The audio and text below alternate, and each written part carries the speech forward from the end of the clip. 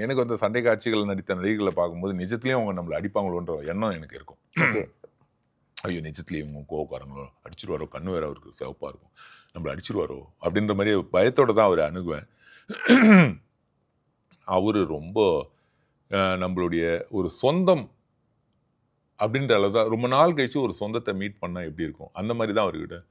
வாங்க தம்பி உட்காருங்க, வேற என்ன பண்ணுறீங்க நீங்கள், நல்லா பண்ணுங்க அப்படின்னு அவர் வந்து, நான் அவர் மாதிரி மிமிக்லாம் பண்ணல, அவர் பற்றி பேசணுன்னு அவர் என்ன அறியாமல் அது வருது.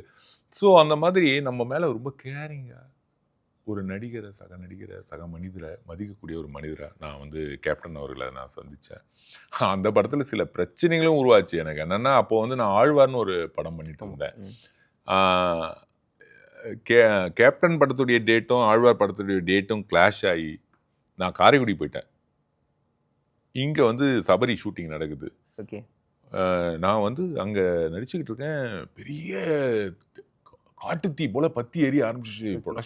ப்ரொடியூசர் கவுன்சிலேருந்து எல்லாரும் பேசுகிறாங்க, நீங்கள் இங்கே கொடுத்த டேட்டை வந்து எப்படி கொடுத்தீங்க. அப்போ வந்து நான் திரையுலகத்துக்கு புதுசுன்றனால என்னால் வந்து சரியாக ஹேண்டில் பண்ண முடியல. என்னுடைய மிஸ்டேக்கால் வந்து பெருசாக பற்றி எரிஞ்சு மறுநாள் காலையில் எனக்கு வந்து ஃபோன் வருது. சென்னையிலேருந்து ஒரு நண்பர் ஃபோன் பண்ணுறாரு. ஜி காரைக்குடியில் இருக்கீங்களா ஷூட்டிங்கில் அப்படின்றாரு. அஜித் படத்தில் இருக்கீங்களா அப்படின்றாரு.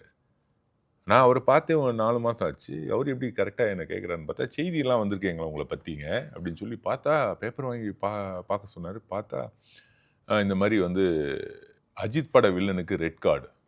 ஓகே. இந்த மாதிரி போட்டிருக்காங்க, என்னை பற்றி செய்திகள் போட்டிருக்காங்க. அதில் வந்து சபரி படத்துக்கு வந்து டேட்டு கொடுத்துட்டு இவர் வந்து ஆழ்வார் படத்துக்கு போயிட்டாரு. இந்த மாதிரி கேப்டன் வந்து அன்றைக்கி ஃபுல்லாக ஆரியன் வருவார்னு காத்திருந்து ஆனால் இதுக்கு மேலே அவர் படப்பிடிவுக்கு வரமாட்டார் இனி அப்படின்ட்டு 4 மணிக்கு தான் அவர் கிளம்பி போனார். ஸோ இந்த செய்தியெல்லாம் படித்தோன்னே எனக்கு பகீர்னு வாரி போடுது. ஐயோ எவ்வளோ பெரிய மனிதர் அவர், நம்ம என்னடா இது இப்படிலாம் பண்ணியிருக்காங்கன்னா. அப்புறம் அவரை நேரில் சந்தித்து என்னுடைய சூழ்நிலையெல்லாம் நான் சொன்ன பிறகு அவர் மற்ற நடிகர்களாக இருந்தால் கூட அந்த கோபம் வந்திருக்கும், ஈகோ, ஏன் படத்தை விட்டு இன்னொரு நடிகருக்கு போயிட்டியா நீ, அப்போ நான் யார் அப்படின்னு. எதுவுமே இல்லைங்க அந்த மனிதர். தம்பி எனக்கு ஒன்றும் இல்லை, உங்கள் ப்ரொடியூசர்ஸுக்கு வந்து அடுத்தடுத்து உங்களை கூப்பிடணும்ல, நீங்கள் சரியாக இருங்க முதல்ல.